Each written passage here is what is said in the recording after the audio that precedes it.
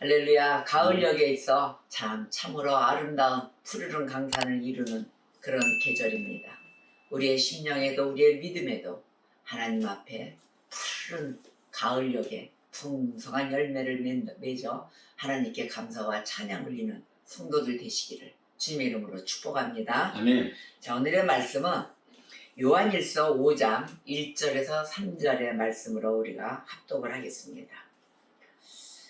예수께서 그리스도이심을 믿는 자마다 하나님께로부터 난 자니 또한 나으신 이를 사랑하는 자마다 그에게서 난 자를 사랑하느니라.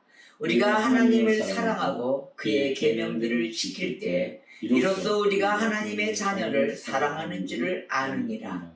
하나님을 사랑하는 것은 이것이니 우리가 그의 계명들을 지키는 것이라. 그의 계명들은 무거운 것이 아니로다. 아멘. 자, 오늘의 말씀은 세상을 이기는 믿음입니다. 아멘. 우리가 세상 속에 이기는 믿음 가운데 살아가야 되겠죠.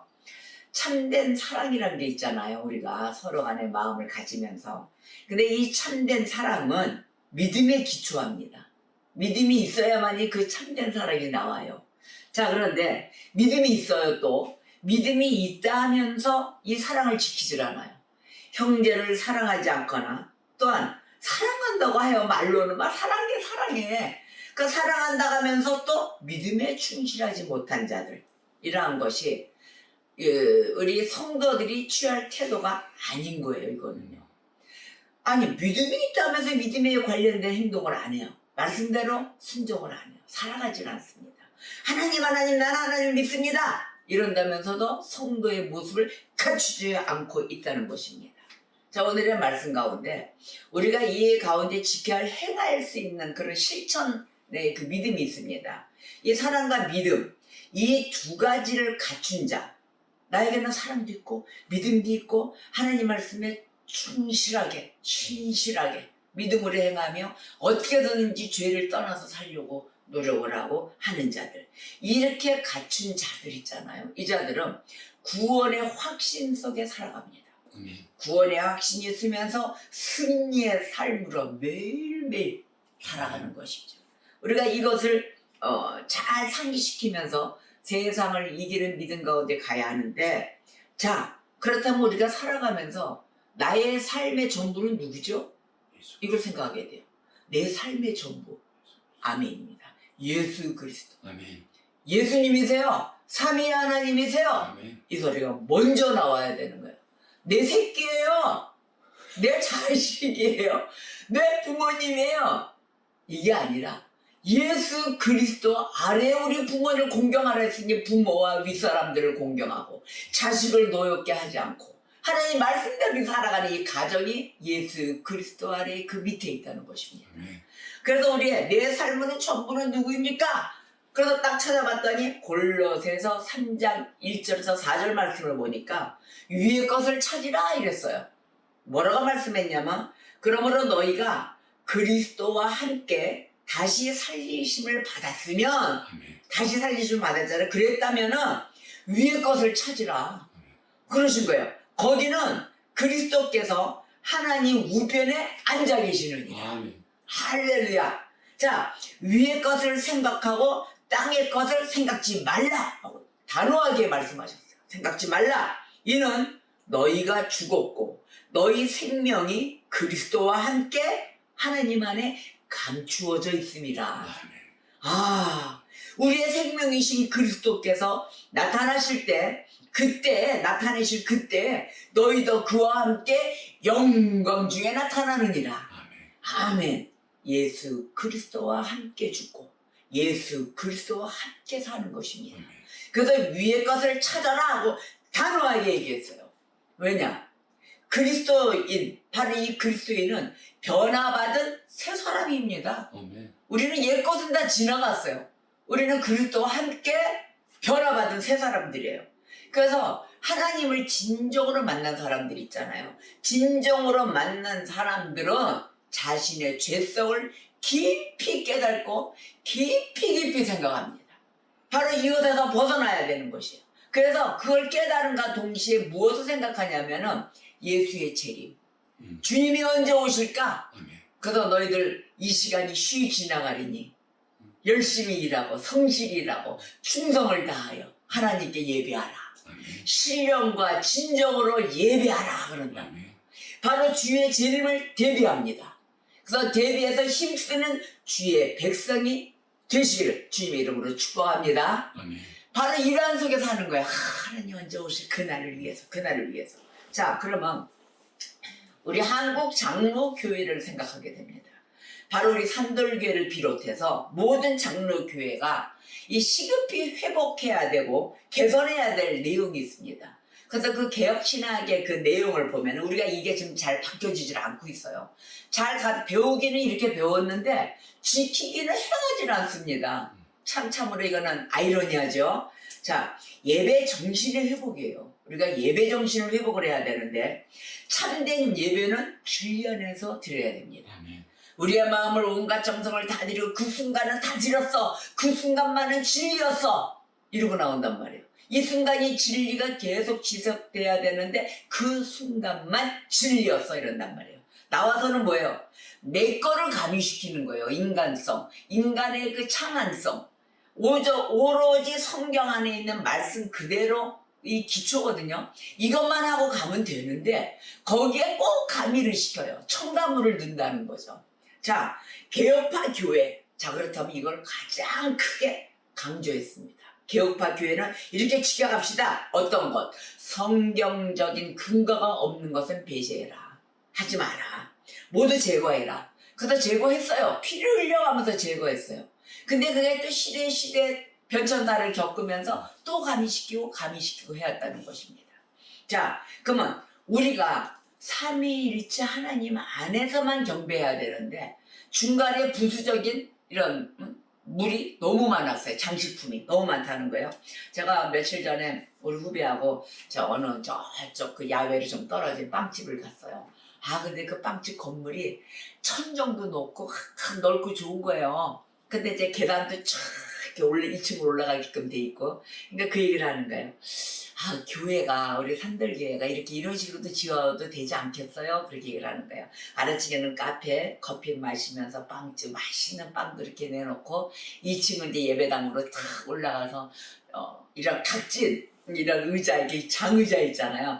아니, 그 장의자 말고, 개별된 의자 속에 탁 그냥 격식 안 갖추고, 자유스럽게 놔둬서, 아무데나 앉아서 자기가 마음을 들여서 예배할 수 있는 이러한 분위기는 어떠세요? 이렇게 얘기를 하는 거예요. 그렇게 됐으면 좋겠어요. 그러면 내려와서도 딱 교회 자연스럽게 빵도 먹고 좀 물질에 이런 것이 허덕이지 않게 맛있게 놓으면 야외에서도 오고 그 뭐 다른 자들도 찾아오고 이렇게 되지 않을까요? 이렇게 얘기하더라고요. 그것도 좋다. 나도 그 생각을 해봤었다. 참 그림상 너무 멋진 그림인데 이상하게 교회는 그것이 안 되더라 그랬어요. 교회 건물들 다 저러면 카페 보세요. 1층 카페. 그 영업성을 띄고 해놓은 건가 딱 가다 보면은 딱 빵!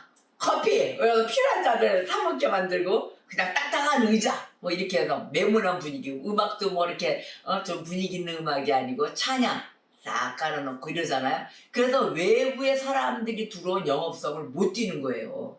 거기는 안에 구분된 곳이기 때문에. 그래서 그러한 곳이 되지만 너 생각 같은 이제 예수를 안 믿어야지. 이제 예수 믿기 위해서 이제 전도를 하고 있는 상황인데 자가 얘기를 하길래 나도 좀 그런 게 있고 음악도 좀 세련되게 와 그냥 이렇게 했으면 좋겠는데 우리가 성경적인 부분에 가서 보면은 오직 삼위일체 하나님만을 위하는 그래서 이런 음악적인 부분도 가비를 못 시키게 돼 있었단 말이에요.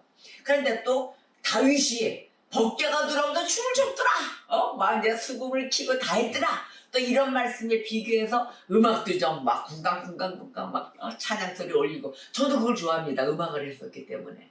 그런데 보면은 하나님 말씀을 집중하기 위해서는 어떠한 가식적인 테두리가 필요치 않다라는 또 말씀이 있어요. 제가 그런 감동도 받았어요. 하나님 말씀에 집중을 하는데 만약에 어떤 사람이 세상을 모든 장악을 하고 하다가 무너졌어. 다 이게 아주 거지가 됐어. 완전히 물질이고 뭐고 다 불어서 터덜터덜 옷도 못 갖추고 신발도 못 갖추고 내 주머니에는 10원짜리 한 장도 없고 그랬을 때 찾아올 수 있는 거 하나님을 찾고 싶어도 찾아올 수 있는 곳이 너무 화려하다 보면 그곳에 들어올 수 있을까요? 혹시 누구나 만날까? 혹시 나 옛날에 사업하던 잘 나갈 때 만났던 그런 사람을 만날까? 창피한 이런 마음들을 또 갖고 있거든요. 이 마음속에 모든 걸 다 털리고 가난한 사람들이 되었을 때 하나님 앞에 올 수 있는 곳이 너무 화려하다 보면 혹시 그 문턱을 못 넘을 수도 있다는 거예요. 순수하고 평범하고 전원교회 같이 통나무에 아무리 문도 다 열어져 있고 그럴 때 찾아올 수 아무도 나를 안 보고 그 컴컴한 곳에 가 오로지 기도할 수 있는 이곳이 예배당이지 않을까 싶습니다. 교회는 다 무너지고 심령이 가난해지고 모든 것이 다 가난해졌을 때 찾아오게 돼 있습니다. 바로 이런 것을 받아들일 수 있는 곳, 이러한 곳이 있어야 되지 않겠나 이런 생각도 해서 그런 말을 한번 나눠본 적이 있습니다. 자, 그러면 성경적인 근거가 없는 요소는 무엇입니까? 이렇게 또 묻게 돼요. 자, 그럼 성경에서 얘기하지 않은 것, 자, 이것은 뭐냐면은 벨직 신앙 고백서에도 나옵니다. 벨직 신앙 고백서에 따르면은 모든 인간적인 창조물을 얘기하는 거예요. 모든 인간이 만들어낸 구석진 디자인들 뭐 이런 걸 얘기를 하는데 이거는 성경적인 근거가 없는 요소입니다. 그래서 학자들이 누가 얘기했어요? 뭐 얘기해요. 그러면 이걸 다 피를 흘려가면서 얘기한 학자들, 특히 루터파, 또 쭈빙글리, 또 칼빈파 이렇게 얘기하잖아요. 자, 칼빈주의자들이 이렇게 얘기했어요. 이 사람 모두가 다 이렇게 얘기했습니다.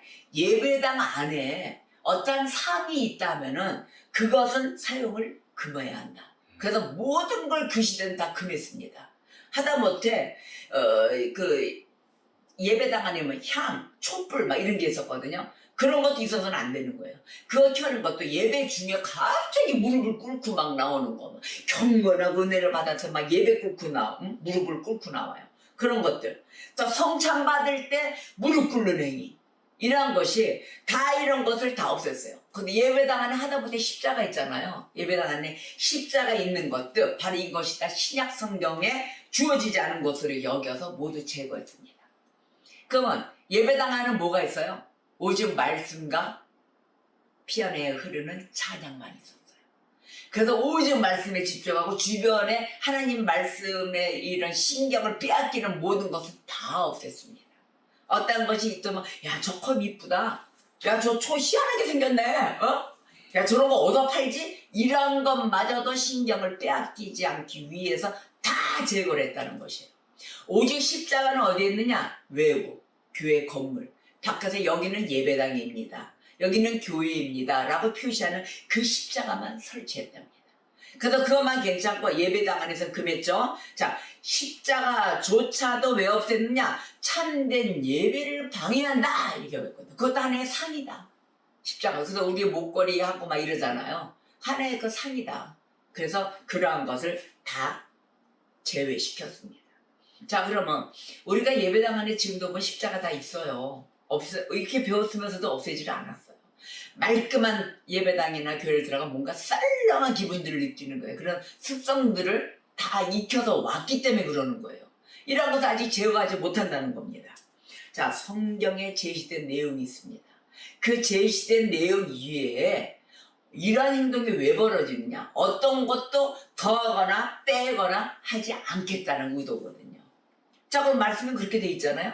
어떤 한 획이라도 빼거나 더하지 마라 이랬단 말이에요. 하나님 말씀 아래에. 그럼 하나님의 교리의 규칙이란 말이에요. 자, 그러면은 개혁 신학을 따르는 이 현대 교회들을 보십시오. 그 교회들과 또 일본에 있는 장로교회들 다 보면은 아직도 이러한 룰을 지키지 않는 교회들이 허다합니다. 지금 보시면 다 그런 데가 많아요. 참 아이러니하죠. 저희 교회는 어떻게 하냐고요? 저희 교회는 이대로 지킵니다. 하나도 없습니다. 오직 은혜에만 몰입합니다. 그러니까 말끔하죠. 교회 자체가 저희는 말끔합니다. 자, 그러면 진정한 이 개혁 신학 예배의 요소를 봤더니 신약 성경을 보면은 예배에는 공기도와 성경 봉독이 있습니다. 공기도 하죠. 성경 공독하죠. 그 다음에 그 설교로 말씀을 풀어줍니다.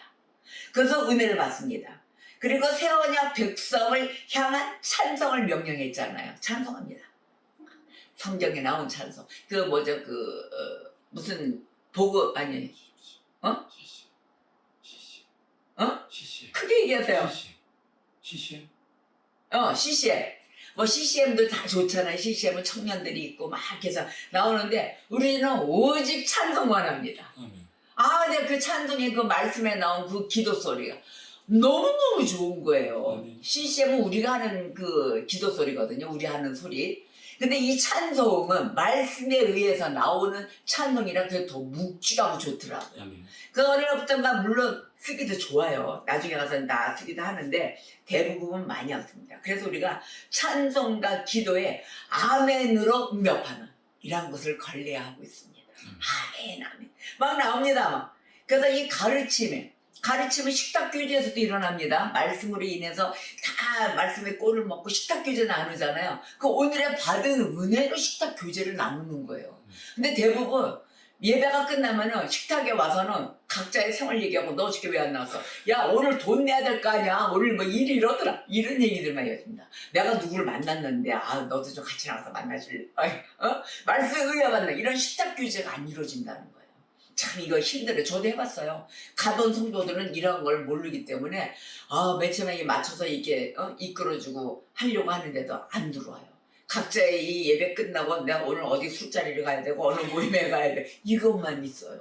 오늘 저녁 어떻게 해서 보내고 어디 가서 몇 잔하고 이러니 오늘은 주식을 얼마를 해야 되고 오늘 시세가 어떻게 됐지? 떨어졌나? 코인이 어떻게 됐나? 이제 시대가 이렇게 돼버린 거예요. 자, 식탁 교제도 안 하죠. 또 신앙 고백이 있잖아요. 자, 그러면 우리가 신앙 고백을 해요. 자, 그러면 세례와 신앙 고백을 딱 하면은 가난한 이들을 위한 우리가 헌신을 하잖아요. 헌금을 하잖아요. 그 연보의 시행이 이루어집니다. 교회 내에서는. 예배가 다 끝나면 자기가 미리 마련해온 그 연보. 자, 이걸 교회에서는 다 가난한 이들, 고아, 과부, 이런 나그네들, 그네들을 위한 연보란 말이에요. 그 헌신을 위해서 다 연보하고 예배의 모든 과정, 그 과정 안에는 오직 예수 그리스도의 공로에 의존하는 것입니다. 오직 예수님이십니다. 다 이것이 어디에 이루어졌어요? 성령 안에서 이루어졌다는 것이에요. 말씀 안에서. 우리가 세상을 이기는 이런 신앙자로서 그 믿음으로서 가야 될 때 이러한 것이 모든 것이 이루어지면서 우리는 어떻게 되느냐? 위의 것을 바라보아야 할 성도가 되어야 되는 것입니다. 오직 위의 것을 생각하라. 이러고 살고 교회 안에서 살다 주일 성수하면서 가도 나가서 힘들어지는 판인데 이 안에서만이라도 주일에 한 번씩 있는 주일 성수 안에서만이라도 우리가 위의 것을 바라보며 충만하게 영양 섭취를 해야 되지 않겠습니까? 자, 우리들 즉 세속적인 기독교인들의 그 습성을 좀 바라봅시다. 그 습성이 있어요. 이 세속에 막 묻혀가지고 온 기독교인들 중요한 결정을 내릴 때 보면 압니다. 바로 하나님의 뜻이 무엇인지 먼저 생각을 해야 되는데 얼마나 성질이 위해서 급한지 무지 급해요. 뭐 하나님 뜻을 기도할 그럴 틈이 없어요. 그냥 먼저 저지르고 봅니다. 먼저 저지르고 자신은 신앙인이야 그걸 주장하지만 실제로는 무신론자 같은 행동을 취한다는 것이에요. 그 내용이 어디서 오냐면은 사업을 결정할 때, 또 결혼, 파트너, 내 애인들 막 이렇게 결정할 때, 또 뭐 집 이사할 때 그리스도인들이 손 없는 날이 따져요. 어느 날이 손이 없지? 나 주먹 많이 있다고 그런 날 가는 건가 봐요. 아마 손 없는 날을 따지는 거 보면. 자, 집 이사할 때 보고 또 직장 옮길 때 그럴 때 보고 또한 하다못해 교회를 옮길 때 교회 이사할 때 있잖아요. 보증금 다 떨리고 또 뭐 이렇게 해서 이래저래 돈이 모자란 데서 찾을 때 이럴 때 등등 또 뭐 다른 거 있지 않을까요? 여러분 생각 좀 해보세요. 이렇게 많다는 거예요. 자, 하나님보다 그 사람들의 생각이나 시선을 또 더 의식하는 무신론자 같은 행동을 한다는 거예요. 자, 그럼 보십시오. 자신들에게 보여지는 겉모습, 외향의 모습이 있잖아요. 이 모습, 나의 그 직분, 지위, 뭐 이런 거. 그 다음에 나는 좀 어느 누구한테 인기가 좀 있나 없나. 이런 것을 더 추구하고 산다는 거예요. 하나님 앞에 내가 뭐가 걸렸지? 하나님 나 용서해 주세요. 이게 아니고 내가 좀 쟤들한테 하면 내가 좀 인정을 좀 받지? 이러고 다닌다는 거예요. 아버지 뭔가 죄성을 옛날게 생각해라면 아이고 아버지 잘못했습니다. 용서해 주세요. 내가 아직까지 회개가 안 됐으니까 회개하면 살겠습니다라는 것을 이걸 순간적으로 막 이어지면서 살아야 되는데 그게 없어진다는 거예요. 그리고 성령님한테 이끌리는 그 삶이 돈이 생기면 돈으로 먼저 이끌린다는 겁니다. 야 저기 돈 얼마야? 하나님이 이끄신 가운데 가야 되는데 돈이 없더라도 그것이 손해가 보는 곳인데 성령이 이끌림 받아 그걸로 가야 돼요. 그런데 성령의 이끌림이 이쪽 발걸음인데 거의 돈이 일단 더 많네 그쪽으로 간다는 거예요. 10만 원이 10,000원이 많아도 더 간다는 거예요. 바로 이러한 것이 무신론자 같은 행동들을 한다는 것입니다. 자, 왜 그럴까요? 이 이유가 있어요. 신앙 공동체와 교제하는 데는 거의 시간을 쓰지 않는 것에 있다는 거예요. 신앙 공동체 생활하는 신앙의 말씀과 함께 그렇게 살아야 되는데 거기에 신경을 안 써요. 그 이유는 뭘까요? 바로 예수께서는 뭐라고 얘기를 하셨냐면은 먼저 그의 나라와 그의 의를 구하라. 그렇다면 다른 모든 것을 더하신다. 이 말씀 약속한 마태복음 6장 33절이에요. 여러분 이러한 것의 말씀을 딱 두고 너희가 어떻게 너네 집부터 먼저 짓느냐? 내 집을 지어라. 내 집은 마다하고 니네 집 채우기 바쁘구나 하나님 그러셨어요. 보아라 내가 네 곳간에 채우질 않는가? 오직했으면 야 이 도둑놈들아 11조 다 떼어먹고 도둑놈들이라고 표현을 했단 말이에요. 자 하나님 거를 기초적인 걸 하라 하는데 그리고 하나님이 뭐라고 했으면 야 이 멍청한 것들아 내가 네 곳간을 채우나 안 채우나 좀 봐라 이런 얘기까지 하셨단 말이에요. 말라기에서. 그러면 그 기초적인 것만 해도 하나님은 곳간에 쌓아두고 일할 수 있게끔 해주고 어디든지 끌어다니고 배고팠던 그 인생들을 이제는 주게끔 만들고 꾸지도 않는 백성으로 만든다 하셔서 그 약속을 지키고 계시는데 우리는 뭐를 하고 있느냐? 그 기초를 지키지 않는다는 거예요. 하느님 말씀에 깔아놓은 그 기초의 믿음의 생활을 지키지 않은 신앙자들이 뒤에 있다는 거예요. 그건 뭐예요? 세속적인 신앙자라고 표현하는 것입니다. 자 그렇다면은 교회 예배 오늘같이 주일 성수에 참석한 예배의 이 주목적 자 여러분들의 주목적이 뭐예요? 하나님을 위해서가 아니라 결국은 오늘 누구 나왔나? 그거 나와서 만나기로 했는데 오늘 이 계약서를 좀 써야 되는데 그러기 위해서 나온다는 거예요. 예배당 안을 비즈니스의 공간으로 생각한다는 거예요. 하나님을 만나야 돼. 오늘 하나님 말씀을 먹고 내가 나가서 오늘 일을 해야 돼. 한 주간을 이렇게 오는 것이 아니라는 겁니다. 하나님을 추구하는 삶을 결국은 살지 않는다. 곳곳마다 없다는 것입니다.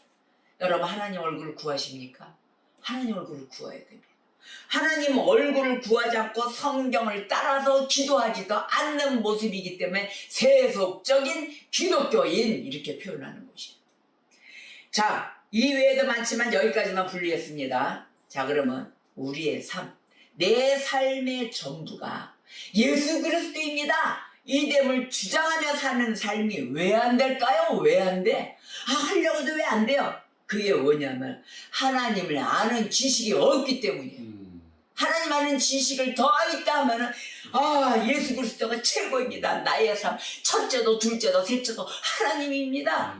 이런 삶이 되는데 하나님을 아는 지식에 대해서 무지하다는 거예요. 하나님에 대한 이 지식은 단순한 이 사면적인 지식이 아닙니다. 내가 살고 죽느냐를 좌지우지하는 거예요. 사느냐 죽느냐예요. 자 신앙의 지식 바로 그래서 하나님을 예배하게 돼 있거든요. 예배하며 신뢰하며 경건을 추구하게 만드는 것이 하나님을 아는 지식인 것입니다. 여러분 이로 인해서 구원의 확신을 가지시기를 주님의 이름으로 축복합니다. 그래서 제가 하나님의 속성에 대해서 매일 얘기합니다. 하나님의 속성, 그 속성에는 무한한 지혜가 있어요. 하나님의 속성 안에 무한한 지혜, 무한한 의로우심, 무한한 선하심 이걸 가지고 계세요. 그 안에 안 들어가겠습니까? 우리가 그 안에 들어가야 돼요. 그런 것을 지니고 계시는 하나님이시기 때문입니다. 자 그러면 이것을 이러한 하나님의 무한한 속성을 우리에게 자신에게 적용하잖아요. 적용하면서 살았을 때 그때 하나님 은혜를 체험하는 거예요. 나 하나님 은혜가 깨졌어 없어 체험을 어떻게 이러는데 하나님의 그 무한한 속성 하나님을 아는 지식 지혜 의로우신 선하심 안에 들어가셔야만이 하나님의 은혜를 체험할 수 있습니다. 그 은혜를 체험하게 되면 어떻게 돼요? 하지 말래도 하나님을 경배하며 하나님을 신뢰하며 하나님을 사랑하게 되는 것입니다. 오늘 우리도 기도했죠? 하나님 사랑합니다. 이 사랑의 맛이 막 나오는 거예요. 물씬 자발적으로 바르게 예배하게 되는 것이죠. 누가 시켜서 합니까? 자발적이에요. 하나님을 두려워하는 순수한 신앙을 가지게 되는 것입니다. 자, 신앙과 경건으로 인도하는 그 하나님을 아는 지식. 바로 그 지식은 하나님을 영화롭게 하는데 이것은 하나님으로부터 오는 선물입니다. 아멘. 저와 여러분은 선물을 받은 자들입니다. 아멘. 할렐루야. 아멘. 어디서 받았어요? 하나님한테 받았어요. 자, 하나님과 관계 속에서 우리 자신을 연결해서 보고 계십니까? 바로 이래서 연결이 되는 거예요. 연결고리가. 매일 내 자신을 들여다보면서 하나님과 연결해 보는 거예요. 나의 모습은 어떤 모습이지? 나 어떤 모습을 취하고 있지를 자, 내 자신을 알아야만이 하나님을 아는 지식으로 들어갈 수 있다 그랬잖아요. 근데 우리가 어떤 이런 말을 해요. 나는 내가 나도 몰라. 나 눈 감고 던진다. 돈을 막 던져. 이런 거. 내 자신 나도 몰라. 모르게 되겠죠. 자, 그건 좀 이따 말씀이 나와요. 왜 모르는가? 얘기가 나와요. 자, 우리가 하나님으로 지식으로 들어갈 수 없는 그거는 창조와 죄 때문이에요. 우리가 그 창조와 죄를 알아야 되는데 창조하셨을 때 우리 인간에게 베푸신 무한한 복이 있잖아요. 다 주셨단 말이에요. 근데 인간이 범죄했어요. 범죄함으로 모든 걸 잃어버리고 비참한 파멸에 빠져서 살고 오게 된 것이죠. 그래서 빠지게 되고 알고 난 다음에 그 다음에 아이고 내가 왜 그랬던가 이런단 말이에요. 자, 이렇게 우리 자신의 그 무지와 허무함 또 비참함 타락 또 부패 이거를 깨달았을 때야 참된 지혜와 빛이 들며 덕과 모든 선 의로움에 오직 하나님께만 있다는 것을 알게 되는 것입니다. 이 빛의 바닥까지 내려가 봐야 아는 거예요. 자, 이것을 깨달을 때 그냥 깨달아요? 내가 깨달아요? 아니에요. 성령의 역사에 의해서 깨닫게 됩니다. 다른 것으로 깨달지 하나도 할 수가 없어요. 근데 하나님께서 우리의 영적 가난, 그 가난과 비참함을 드러낼 때야 비로소 우리가 하나님을 찾는다는 걸 하나님 알고 계시는 거예요. 그러니까 우리가 가난을 하든지 어떤 비참함이 오든지 이것은 비참함이 아닙니다. 자, 나 자신을 잘 알고 있다고 생각을 하는데 우리가 하나님을 알기 전까지는 우리 자신에 대해서는 진실로 알 수가 없어요. 어떨 때는 내 자신을 지가 불리하면은 난 내가 날 몰라 하고 눈을 부리세요. 또 어떨 때는 잘난 척 하느냐고 내가 날 잘 알고 있거든 이렇게 얘기해요. 자, 이 이유를 봅시다. 스스로 의롭고 정직하며 지혜로우며 거룩하다고 생각하는 내 자신을 봅시다. 이땐 뭐예요? 교만이 스물스물 있는 데를 다 찬 거예요. 교만이 본질적으로 우리 속에 자리 잡고 있기 때문에 마구마구 자랑하며 사는 삶이 되는 거죠. 우리 자신이 죄성으로 즐거워하기 때문입니다. 우리 인간의 본성이. 자, 그러면 우리를 판단하시는 분은 누구십니까? 주님 한 분뿐이세요. 주님만이 우리를 알고 계세요. 그래서 하나님의 의와 지혜와 권능과 그 순결하신 그것을 규범으로 주님을 바라볼 때 그때 바라볼 때 우리는 어떻게 돼요? 비로소 우리의 본성과 실체를 알 수 있게 돼 있다는 것입니다. 나의 모든 비밀, 나의 모든 죄성, 모든 악성 이게 다 나오는 거예요. 그렇다고 옆에 사람들 얘기하라는 게 아니에요. 오직 하나님과만 대화하세요. 하나님, 나의 이 모든 더러운 부분, 이런 악성과 죄성을 다 씻겨주시옵소서. 예수 보혈의 피로 깨끗함을 받을지어다. 아멘입니다. 자, 자기의 죄성을 직접 깨달는 자만이 주님을 온전히 만난 자들이에요. 주님이 뭐라고 하셨냐면은 몸이 아직 아프고 건강하지 못한 자는 의술인 이를 만나야 한다고 했어요. 의사를 만나야 한다. 만나야 하고 마음이 아픈 자, 심령이 가난한 자, 아직 회복되지 않은 자는 예수를 만나야 되는 것입니다. 자, 누가복음 5장 32절에 내가 의인을 부르러 온 것이 아니요 죄인을 불러 회개시키러 왔노라. 아멘. 우리가 죄인임을 깨달을 때 우리 하나님은 아주 매우 기뻐하십니다. 할렐루야. 아멘. 자, 몸이 아픈 자는 우사 만나야 되겠죠? 심령이 가난한 자, 마음이 아픈 자, 회복되지 않은 자, 예수를 만나야 되는 것입니다. 아멘. 자, 하나님을 알기 전까지 우리가 알 수 없는 이유. 아까 얘기했죠? 난 내가 날 잘 몰라. 그 이유가 있어요? 함부로 내가 잘 몰라 그 말을 하게 되겠죠. 왜냐? 인간은 하나님의 형상입니다. 아멘. 그렇기 때문에 내가 내 자신을 모르게 돼 있어요. 오직 하나님을 통해서만이 존재하기 때문에 하나님을 통해서만이 나를 볼 수가 있는 것입니다. 이해하십니까? 자, 우리는 스스로 독립적인 실체를 가지고 있다고 생각하는 것은 헛된 환상이다. 내가 내 스스로 잘 산다고요? 내가 내 스스로 잘한다고요? 천만의 말씀이죠. 하나님을 통해서만이 나를 볼 수 있다. 나를 알 수가 있다. 할렐루야. 자, 이사야 선지자가 이렇게 얘기했어요. 하나님 임재 앞에서 자신의 더러움을 발견한 거예요. 성령이 충만하고 기름 부음의 역사가 일어나고 보니까 자기 자신이 이렇게 더럽고 추할 수가 없는 거예요. 바울이 고백했잖아요. 나는 괴수 중에 괴수이나이다. 바로 이걸 고백할 때가 언제냐? 하나님의 임재가 이루어졌을 때입니다. 아, 할렐루야입니다. 그래서 고통스러워하고 괴로워하면서 더욱이 하나님의 심판을 받을 수밖에 없다는 것 때문에 두려워하기 시작한다는 것입니다. 이사야서 6장을 여러분들 시간 내서 꼭 읽어보십시오. 자, 하나님을 아는 지식을 가질 때 우리가 하나님을 경외하며 하나님으로부터 오는 모든 좋은 것을 구하게 되는 것입니다. 자, 우리 하나님을 전적으로 신뢰하게 되겠죠. 이렇게 해서 세속적인 믿음의 신앙자가 아니고 이제는 세상을 이기는 믿음의 신앙자가 되는 것입니다. 우리의 주시오 하나님이시오 예수 그리스도이시오 하나님을 아버지로 인정함으로 인하여 우리가 찬양과 경배를 드림으로써 하나님의 영광을 드러내기에 힘쓰게 되는 것입니다. 오직 하나님께 영광입니다. 성도의 삶을 살아가는 것이죠. 자, 하나님을 두려워하는 것, 바로 그 모습은 어떤 모습이냐? 죄악을 피하게 돼 있어요. 죄악 근처에 가지 않는 것입니다. 그 모습으로 바뀌고 하나님을 사랑하는 가운데 계명을 지킨다는 것입니다. 하나님의 계명이 나의 삶입니다. 아버지 감사합니다. 바리새인적인 믿음을 얘기하는 게 아니에요. 진정한 은혜에서 나오는 믿음인 것입니다. 자, 계명이 무서워. 그래서 무서워서 억지로 지켜. 이거는 믿음이 아니에요. 그건 복음의 두려움이 아닙니다.